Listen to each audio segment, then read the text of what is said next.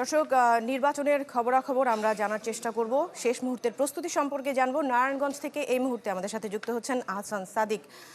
সাদিক, আপনার কাছে শেষ মুহূর্তেই জানতে চাওয়া যে প্রস্তুতি তো নিশ্চয়ই শেষ হয়ে গেছে, সম্পূর্ণ হয়ে গেছে, সবকিছু নিরাপত্তার ব্যবস্থাটি একটু বলবেন, আর সব মিলিয়ে আপনি কেমন দেখছেন পরিবেশটি, সব মিলিয়ে আমাদেরকে জানাবেন। সময়ের গণনায় কিন্তু ঘন্টার অপেক্ষা রয়েছে নির্বাচনে ভোট গ্রহণের। আমি আছি নারায়ণগঞ্জ 5 আসনে এবং এখানে একটি 15 নম্বর যে ভোট কেন্দ্রটি আছে সেখানে কিন্তু আজ অবস্থান করছি এবং যেটি জানতে চাচ্ছেন যে আইন শৃঙ্খলা বাহিনী, এখানে কিন্তু আইন শৃঙ্খলা তৎপরতা রয়েছে এবং ভোট কেন্দ্রের নিরাপত্তায় যে আনসার এবং পুলিশ সদস্যরা যারা রয়েছেন তারা কিন্তু নিয়োজিত আছেন এখানে। এবং এই আসনটিতে কিন্তু 4,85,000-এর উপর ভোটার রয়েছে এবং আরেকটি তথ্য জানাই, সেই সাথে মোট 163টি ভোট কেন্দ্র রয়েছে এবং এর মধ্যে অতি গুরুত্বপূর্ণ হিসাবে নির্বাচন কমিশন 54টি কেন্দ্রকে ঘোষণা করেছেন। তো সকাল থেকে কিন্তু আসলে যে সকল নির্বাচনী সরঞ্জামাদি রয়েছে সেগুলি কিন্তু নারায়ণগঞ্জে যে সকল কেন্দ্র রয়েছে 7 শতাধিক কেন্দ্র, সেখানে কিন্তু সেগুলি পৌঁছে গেছে। তো সব মিলে বলা যায় আসলে নির্বাচনী কেন্দ্রে যে আইন শৃঙ্খলা বাহিনী বা ভোট গ্রহণের সকল ধরনের প্রস্তুতি রয়েছে এবং জেলা রিটার্নিং কর্মকর্তার সূত্র ধরে যদি বলি তাহলে স্ট্রাইকিং ফোর্স হিসাবে জেলায় আইন শৃঙ্খলা রক্ষায় পুলিশ রয়েছে, বিজিবি, সেই সাথে র্যাব এবং আনসার বিডিপি কিন্তু কাজ করবে। তো তারা বলছেন যে শুধু 5টি নির্বাচনী আসন নিয়ে নারায়ণগঞ্জ এবং এখানে সব কেন্দ্রতেই কিন্তু এবং আসনে কিন্তু স্ট্রাইকিং ফোর্সে সেটির ভূমিকা কিন্তু কালকে ভোট গ্রহণের পরিবেশ রক্ষাতে কিন্তু তারা আসলে সুষ্ঠু পদক্ষেপ তারা গ্রহণ করবেন এবং যে কোনো ধরনের প্রতিকূল পরিস্থিতি ঠেকানোর জন্য কিন্তু তারা সকল ব্যবস্থা গ্রহণ করা হবে। তো সব মিলিয়ে তারা বলছেন আসলে সুষ্ঠু পরিবেশে আসলে কালকে নারায়ণগঞ্জে 23,96,90,000 উপর যে ভোটার রয়েছেন তারা নির্বিঘ্নে তাদের সুষ্ঠুভাবে তাদের ভোটটি প্রয়োগ করবেন বলে তারা জানিয়েছেন। তো বলা যায় দৃষ্টি আসলে এই হচ্ছে আসলে নারায়ণগঞ্জ থেকে সর্বশেষ পরিস্থিতি খবর। সাদিক, আরেকটি বিষয় আপনার কাছে জানতে চাই, যেহেতু রাত 12টার পরে যানবাহন চলাচলের তো একটা বিধিনিষেধ রয়েছেই, তো সেক্ষেত্রে খুব জরুরি প্রয়োজনে যারা যাবেন, বের হবেন, তারা কিভাবে চলাচল করবেন সে বিষয়ে কোনো রকম দৃষ্টি আকর্ষণ রয়েছে কিনা? আসলে মূলত এই যানবাহন চলাচলের কিন্তু একটি নির্দেশনা কিন্তু গত 2 দিনের ভিতরে আমরা দেখতে পেরেছি। তো এই ক্ষেত্রে যেটি তারা বলছেন যে আসলে জরুরি যে সকল যানবাহন রয়েছে, জরুরি প্রয়োজনের ভিতরে যদি বলে অ্যাম্বুলেন্স বা চিকিৎসা যে সকল সেবা রয়েছে, তারা কিন্তু আসলে নির্বিঘ্নে তারা যাতায়াত করতে পারবেন যে কোনো সেবা গ্রহণ করার জন্য। এটি কিন্তু আসলে তারা জানাচ্ছেন জেলা যারা নির্বাচনী কর্মকর্তার দায়িত্বে। ধন্যবাদ, অনেক ধন্যবাদ। আহসান সাদিক আমাদের সাথে দর্শক যুক্ত হয়েছিলেন। এবারে আমাদের আরেক সহকর্মী রয়েছেন, সাদ বিন শফিক রয়েছেন সিলেটে। সম্ভবত আমরা সাদ বিন শফিকের সাথে যুক্ত হওয়ার চেষ্টা করব। সাদ, আর মাত্র 9 ঘন্টা বাকি রয়েছে আসলে সেই কাঙ্ক্ষিত নির্বাচনের। কি অবস্থা সার্বিকভাবে দেখছেন, একটু এক নজরে যদি বলেন আমাদের। হোয়াইট প্লাস প্রো সেনসিটিভ স্কয়ারে মাঠের বাইরেও তো আমরা এভাবে দেশপ্রেম দেখাতে পারি। সিলেটে মোটামুটি অন্য দেশের বিভিন্ন জায়গায় নির্বাচন কেন্দ্রিক যে সহিংসতাগুলো বিভিন্ন সময় হয়ে থাকে, অতীতে হয়েছে, সেই দিক থেকে কিন্তু সিলেটে চিত্রটা কিছুটা ভিন্ন। সিলেটে কিন্তু খুব বড় ধরনের নির্বাচন কেন্দ্রিক সহিংসতা আগে কখনো হয়নি। আজকে আমরা দেখেছি কিন্তু মোটামুটি শহর জুড়ে শান্তিপূর্ণ পরিবেশ। তবে অন্যান্য বিভিন্ন জায়গায় যে একটা ফেস্টিভ মুড থাকে নির্বাচনকে কেন্দ্র করে, আমাদের সহকর্মীদের খবরাখবর বিভিন্ন জেলা থেকে পাঠাচ্ছিলেন, আমরা দেখছিলাম। সেই চিত্রটা কিন্তু আমি অন্তত সিলেটে খুব বেশি একটা আজকে দেখিনি। আজকে যে প্রক্রিয়াটা ছিল সকাল থেকে যেসব কেন্দ্র, আমি যে সিলেটের 6টা আসনের মধ্যে আমি আছি সদর আসনের 6টি কেন্দ্রের 6টি আসনের যেসব কেন্দ্রগুলো আছে 215টি কেন্দ্র, সেই 1 নাম্বার আসনের সেইখান থেকে কিন্তু সকাল থেকে আমরা দেখেছি 11টার পর থেকে ডিস্ট্রিবিউশন শুরু হয়েছে। যারা কেন্দ্রের দায়িত্বপ্রাপ্ত কর্মকর্তারা ছিলেন তারা কিন্তু সবগুলো সুশৃঙ্খলভাবে নিয়ে গিয়েছেন এবং সেখানে যিনি রিটার্নিং কর্মকর্তা হিসেবে দায়িত্ব পালন করবেন ডিসি, তিনি কিন্তু বেশ কিছু নির্দেশনার কথা বলেছেন। আমি আসলে সামগ্রিক বিষয়ে আমার সাথে আমাদের সিলেটে যিনি সহকর্মী আছেন তিনি আছেন, তার সাথে কথা বলতে চাচ্ছি। শিমুল, আপনি তো বিষয়টা প্রথম থেকে ফলো করেছেন। আমরা বিভিন্ন জায়গায় প্রার্থীদের বিভিন্ন অভিযোগ দেখেছি, একজন আরেকজনের বিরুদ্ধে অভিযোগ করছে, তারপরে কিছু আর্থিক লেনদেনের বিষয় অনেক জায়গা থেকে শোনা যাচ্ছে। আজকে সিলেটের যেসব প্রার্থীরা আছে 6টি আসনের, তাদের কি কোনো ধরনের কোনো অভিযোগ ছিল বা তাদের অ্যাক্টিভিটিস বা তৎপরতা আজকে সারাদিনে কি ছিল? দেখুন, আপনি যেটা জানতে চেয়েছেন যে অন্যান্য জায়গায় আমরা যেসব ঘটনা আজকে দেখেছি, সিলেটে তার বলা যায় অনেকটাই ব্যতিক্রম। তবে 2-1টি আসনে আমরা দেখেছি প্রার্থীরা আসলে একে অন্যের প্রতি আসলে অভিযোগ নিয়ে আসছেন। তারা বলছেন তাদের কথা তারা যেভাবে গণমাধ্যমে বলেছেন বিকৃত করে তারা অভিযোগ করেছেন, তো বিকৃত করা বলা হয়েছে। যেমন সিলেট 4 আসনে যেটা কোম্পানিগঞ্জ জৈন্তাপুর গোয়েনঘাট আসনে বিএনপি মনোনীত প্রার্থী আরিফুল হক চৌধুরী তিনি একটি বক্তব্য দিয়েছিলেন। তিনি বলছেন তার যে বিরোধী দল রয়েছে তারা তার বক্তব্যটি বিকৃত করছে। এইরকম ছোটখাটো কিছু অভিযোগ তারা নিয়ে আসছেন। এবং আপনি শুরুতেই যেটা বললেন যে উৎসব, আমরাও দেখেছি, আমরাও তো আপনি সিলেট সদরে ছিলেন, আমি বাইরের আসনগুলোতে ছিলাম, সেখানেও আমরা আসলে তেমন মানুষের মধ্যে দেখিনি। হয়তো আগামীকাল যেটা বলা হয়েছে নীরব ব্যালট বিপ্লব হবে, হয়তো মানুষ আগামীকাল তাদের উচ্ছ্বাসটা প্রকাশ করবে, আমার কাছে যেটা মনে হয়েছে। এবং আমরা, আপনি তো গতকাল আসলেন, আমি প্রায় 20 দিন ফলো করেছি নির্বাচনের যে ক্যাম্পেইন, উৎসমুখর পরিবেশ তো ছিলই। আপনি জানেন যে সিলেট কিন্তু সীমান্তবর্তী এলাকা, 6টি উপজেলা সীমান্তবর্তী এলাকায়, এর মধ্যে 3টি আসন পড়েছে, কিন্তু একটিও আমরা সহিংসতার খবর পাইনি।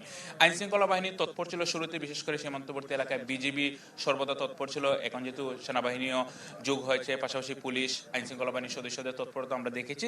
বিশেষ করে এখানে যিনি রিটার্নিং কর্মকর্তা, তিনি সার্বক্ষণিক একটি, আমার কাছে মনে হয়েছে যে একটি নজরদারিতে রেখেছেন পুরো তার টেরিটরি এলাকার মধ্যে। তো সবকিছু মিলিয়ে আমার কাছে মনে হয়েছে সিলেটে যেহেতু কোনো সহিংসতার খবর আমরা পাইনি গত 20 দিনে, আগামীকালও সেটা হবে বলে আমার কাছে অন্ততপক্ষে মনে হচ্ছে না। আচ্ছা, আমার আরো একটি বিষয় ভালো লেগেছে, রিটার্নিং কর্মকর্তা কিন্তু আজকে বলেছে জেলার যতগুলো কেন্দ্র আছে সবগুলো কেন্দ্রতে কিন্তু সিসি ক্যামেরা লাগানো হচ্ছে এবং সিসি ক্যামেরাগুলো সেন্ট্রাল সার্ভারের সাথে কানেক্টেড। এর অর্থ হচ্ছে যে নজরদারির বিষয়টা বেশ শক্তভাবে হবে। আমি যদি একটু ভোটের সমীকরণের দিক থেকে জিজ্ঞাসা করি, 6টি আসনে আসলে আপনি তো বেশ কয়েকদিন ধরে নির্বাচনী খবরাখবর সংগ্রহ করছিলেন, এই 6টি আসনে আসলে কোন জায়গায় খুব বেশি প্রতিদ্বন্দ্বিতা হতে পারে, কার কার মধ্যে হতে পারে, কিন্তু সংক্ষেপে দেখেন, সিলেটে তো 6টি আসন, আমরা যে আসনে দাঁড়িয়ে আছি এই আসনে কিন্তু মিত্র রয়েছে, যে এখানে যে পাশ করে সেই সরকার গঠন করে। তো আমার কাছে মনে হচ্ছে 6টি আসনের মধ্যে সবচেয়ে নির্ভর রয়েছে সিলেট 2 আসনে বিএনপির যিনি মনোনীত প্রার্থী রয়েছেন, তিনি এম ইলিয়াস আলীর স্ত্রী তাসিনা রুজদিল লুনা। বাকি যে 5 আসন রয়েছে সেখানে আমার কাছে মনে হয়েছে যে 2টি আসন, অর্থাৎ সিলেট 5 এবং সিলেট 6 আসনে ত্রিমুখী লড়াই হবে, এবং বাকি যে 3টি আরো 2টি আসন রয়েছে সেখানে আমার মনে হচ্ছে যে দ্বিমুখী লড়াই হবে। আপনি জানেন যে আমরা যে এলাকায় দাঁড়িয়ে আছি ঠিক নদীর পাশেই কিন্তু সিলেট 3, সেখানে যুক্তরাজ্য বিএনপির সাবেক সভাপতি নির্বাচন করছেন এবং এখান থেকে বাংলাদেশ খেলাফত মজলিসের একজন নির্বাচন করছেন। তাদের মধ্যে কিন্তু হাড্ডাহাড্ডি লড়াই হবে। আপনি চলে যান আমাদের পেছনে একবার সীমান্তবর্তী এলাকা, সেখানে কিন্তু বিএনপি এবং 11 দলীয় যে জামাতের যিনি প্রার্থী রয়েছেন জয়নাল আবেদিন, তার মধ্যে কিন্তু শক্তিশালী কন্টেস্ট হবে। কারণ হচ্ছে যিনি বিএনপির প্রার্থী তিনি এই শহরের সাবেক মেয়র, এবং যিনি জামাতের প্রার্থী তিনি হচ্ছেন জৈন্তাপুরের কয়েকবারের চেয়ারম্যান, অর্থাৎ দুইজনে কিন্তু সীমান্তবর্তী ক্যান্ডিডেট। আমি বিভিন্ন গণমাধ্যমে দেখছিলাম চেয়ারম্যান বনাম মেয়রের লড়াই, এটা ওই আসনটা। হ্যাঁ, এই আসন। তারপর আপনি জান যে আরেকটি সীমান্তবর্তী এলাকা সিলেট 5, সেখানে কিন্তু বিএনপি তাদের কোনো প্রার্থী দেয়নি এবং অনেক বছর ধরে বিএনপি প্রার্থী দেয় না। সেখানে জমিয়তুল উলামার ওবায়দুল্লাহ ফারুককে তারা প্রার্থী করেছে। একই সাথে বিএনপির একজন শক্তিশালী বিদ্রোহী প্রার্থী রয়েছেন চাকসু মামুন, যিনি মামুনুর রশিদ, তিনি চট্টগ্রাম বিশ্ববিদ্যালয়ের ছাত্র সংসদের জিএস ছিলেন। তো আমার কাছে মনে হয়েছে যে এই আসনে ত্রিমুখী লড়াইটা হওয়ার সম্ভাবনা, এবং সিলেট 6 সেটা কিন্তু সীমান্তবর্তী এলাকা, এখানে বিএনপির যিনি মনোনীত রয়েছেন ইমরান আহমেদ চৌধুরী, এবং জামাতের আপনি জানেন যে ঢাকা উত্তর মহানগরের যিনি আমির রয়েছেন মোহাম্মদ সেলিম উদ্দিন, খুবই হেভিওয়েট প্রার্থী তিনি, এবং একজন স্বতন্ত্র প্রার্থী রয়েছেন যিনি জমিয়তুল উলামা করতেন কিন্তু তিনি স্বতন্ত্র নির্বাচন করছেন ফখরুল ইসলাম। এই 3 জনের মধ্যে কিন্তু ত্রিমুখী লড়াই হবে এবং আমরা হয়তো আগামীকাল সেই এলাকায় যাব, সেখানকার চিত্র হয়তো আমরা দেখাবো। আপনাকে অনেক ধন্যবাদ। ইমতিয়াজ, আরেকটু জানিয়ে রাখি, সিলেটে যে 6টি আসন আছে 6টি আসনের মধ্যে 3টি আসনে কিন্তু 11 দলীয় যে জোট আছে 11 দলীয় জোট দাঁড়িপাল্লার বাইরে প্রার্থী দিয়েছেন, এবং একটি আসনে সিলেট 5 সেখানে কিন্তু বিএনপি সরাসরি প্রার্থী দেয়নি। বিএনপি তাদের যারা নির্বাচনে যাদের সাথে সমঝোতা হয়েছে খেজুর গাছ প্রতীকে কিন্তু সেখানে নির্বাচন করছেন। সব মিলিয়ে আজকে যে শহরের যেসব কেন্দ্র আছে সেসব 215টা কেন্দ্রে কিন্তু যারা প্রিজাইডিং অফিসার ছিলেন তারা কিন্তু নিরাপত্তার সাথে সব জিনিসগুলো নিয়ে গিয়েছেন সামগ্রী, এবং সারা রাত আজকে তারা কেন্দ্রে থাকবেন। নিয়ম অনুযায়ী কিন্তু তাদেরকে অবস্থান করতে হবে, এবং কালকে সকাল 7:30 থেকে স্থানীয়রা সবাই প্রত্যাশা করছেন প্রতি বছরের মতো সিলেটে যেমন মোটামুটি একটি শান্তিপূর্ণ ভোট হয়, শান্তিপূর্ণ ভোট হবে এবং জনগণ তাদের রায় ব্যালটের মাধ্যমে তারা দিতে পারবে, এবং যার মধ্য দিয়ে পরবর্তীতে এই এলাকার জনপ্রতিনিধি নির্বাচিত হবে। জি সাদ, আসলে আশাবাদ একটাই যে শান্তিপূর্ণভাবে ভোট হবে। আপনাকে ধন্যবাদ আমাদের সাথে যুক্ত হওয়ার জন্য। আমরা আবারও ফিরে আসবো আপনার কাছে। এই মুহূর্তে দর্শক আমরা একটু নোয়াখালী বিভাগে যেতে চাচ্ছি, সেখানে সুলতান মাহমুদ আরিফ রয়েছে, সেখানকার সর্বশেষ অবস্থা জানবো। আরিফ, নোয়াখালী আসলে ভৌগোলিক অবস্থা বিবেচনা করলে বলতে গেলে খুব গুরুত্বপূর্ণ একটি এলাকা, সেইখানে আসলে আইন শৃঙ্খলা ব্যবস্থার সব শেষ আপডেটটি আপনার কাছ থেকে জানবো। আর ইতোমধ্যেই আমরা জেনেছি যে চলাচলের ক্ষেত্রে একটি বিধিনিষেধ জারি করা হয়েছে, সেক্ষেত্রে কিভাবে খুব প্রয়োজনে মানুষজন বের হচ্ছে বা বের হওয়ার প্রয়োজন হলে তারা কি করবে যদি বলতেন। চলাচলের উপর নিষেধাজ্ঞার যে বিষয়টির কথা বলেছেন, আমরা নোয়াখালীর যে 6টি আসন, সংসদীয় আসন, এখানে ওভাবে চোখে পড়েনি। এখানে যারা ভোটার রয়েছেন, যারা সাধারণ মানুষ রয়েছেন, তারা নির্বিঘ্নে চলাচল করছেন এবং বলা যায় যে এর আগেও বারবার যে বিষয়টি উঠে এসেছে যে এবারের নির্বাচনটি ভিন্নভাবে ভিন্ন পরিক্রমায় একটি নির্বাচন। সেক্ষেত্রে শহরের মানুষগুলো যেভাবে গ্রামে এসেছে একটা উৎসবমুখর নির্বাচন উপলব্ধি করার জন্য, সেটি কিন্তু ঘটছে এবং শহরাঞ্চলের মানুষগুলো গ্রাম অঞ্চলে এসেছেন, তারা সচরাচর চলাচল করছেন। এবং এর আগে যে সমস্ত নির্বাচনগুলো হয়েছে, যে একটি থমথমে পরিস্থিতি ভোটের আগের রাতে, ভোটের আগের দিন, কিন্তু এবার আমরা নোয়াখালীর যে সদর আসন সহ যে অন্যান্য যে আসনগুলো, এই আসনগুলোর একেবারে অজয়পাড়া গ্রামে আমরা গিয়েছি। সেখানকার মানুষের ভিতরে এক ধরনের আনন্দ রয়েছে এবং তারা কাকে ভোট দিবে অনেক ক্ষেত্রে সেটি কিন্তু একেবারে স্পষ্ট তারা বলছে যে কোন প্রতীকে সে ভোট দিবে, এটিও কিন্তু তারা আমরা দেখেছি একেবারে খোলামেলা তারা এগুলো আলোচনা করছে। এই যে একটি আনন্দমুখর পরিবেশ সেটি কিন্তু রয়েছে। এবং অপরদিকে নোয়াখালীর যে 6টি আসন, সংসদীয় আসন, এখানে প্রায় 28 লাখের বেশি ভোটার রয়েছে এবং এই যারা ভোটার তাদের নিরাপত্তার জন্য ইতিমধ্যে আইনশৃঙ্খলা রক্ষাকারী বাহিনীর সদস্যদের পর্যাপ্ত প্রস্তুতি রয়েছে। বলা যায় যে এখানে প্রায় 16,000-এর বেশি আইনশৃঙ্খলা রক্ষাকারী বাহিনীর সদস্যদের প্রস্তুতি রয়েছে সেনাবাহিনী, বিজিবি, র্যাব, আনসার, কোস্টগার্ড, সকল আইনশৃঙ্খলা রক্ষাকারী বাহিনীর সদস্যদের প্রস্তুতি কিন্তু ইতিমধ্যে এখানে রয়েছে। এবং এখানকার যারা সাধারণ মানুষ রয়েছে তাদের সাথে আমরা কথা বলেছি। একেবারে অজয়পাড়া গ্রামের যে মানুষটি, তার সাথে কথা বলেছি। তারা বলছেন যে এর আগে আপনি যেমনটি বলছিলেন যে ভৌগোলিক দিক বিবেচনা সহ, বিভিন্ন দিক বিবেচনা সহ এই নোয়াখালী অঞ্চলটি অত্যন্ত গুরুত্বপূর্ণ। তবে এখানকার মানুষ যেভাবে আসলে প্রার্থী যাচাই বাছাই করেন, তারা আসলে এখানকার প্রতীক, দল এগুলো এত বেশি এখানকার গ্রাম অঞ্চলের মানুষদের কাছে এত বেশি মুখ্য হয় না। তাদের কাছে যেটি মুখ্য হয় সেটি হচ্ছে তাদের জন্য কে কাজ করছেন, কে কাজ করবেন, কাকে ভালো লাগে, ব্যক্তিকে বেশি প্রাধান্য দেয়। সেই কেন্দ্রিক আমরা এখানকার মানুষের সাথে কথা বলেছি। তারা বলছেন তারা এমন প্রার্থীকে নির্বাচিত করার চেষ্টা করবেন যিনি মূলত তাদের, যেহেতু একেবারে অজয়পাড়া গ্রামে যখন কেউ অসুস্থ হয়ে যায় তাকে সদরে আনতে আনতে তিনি অনেক ক্ষেত্রে মারাও যান।